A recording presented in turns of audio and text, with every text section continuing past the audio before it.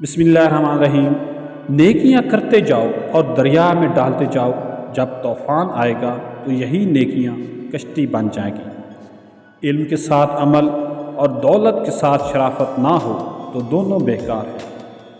दिलों में मतलब और ज़बां पर प्यार रखते हैं, अब लोग दुनिया में यही कारोबार करते हैं। अपना दिल और मोबाइल इतना साफ रखो कि अगर कोई देख ले तो शर्मिंदगी महसूस ना हो। किसी की नज़र में अपनी इज़्ज़त देखनी हो तो उसे अपनी नज़र में उसकी इज़्ज़त देख लो, इससे बेहतर कोई आईना नहीं। जो सुकून सादगी में मिला वो मगरिब के फैशन में ना था। एक सवाल पूछा गया, मोहब्बत क्या है?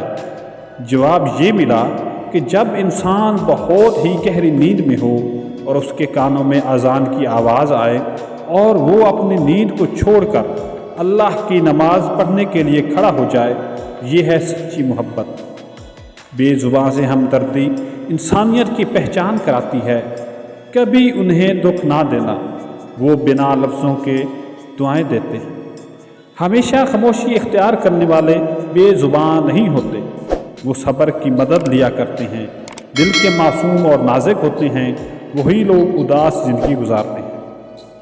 अगर कोई आपकी उम्मीद पर जीता है तो आप भी उसकी उम्मीद मत तोड़िए, क्योंकि अगर उम्मीद टूट जाए तो इंसान भी टूट जाता है।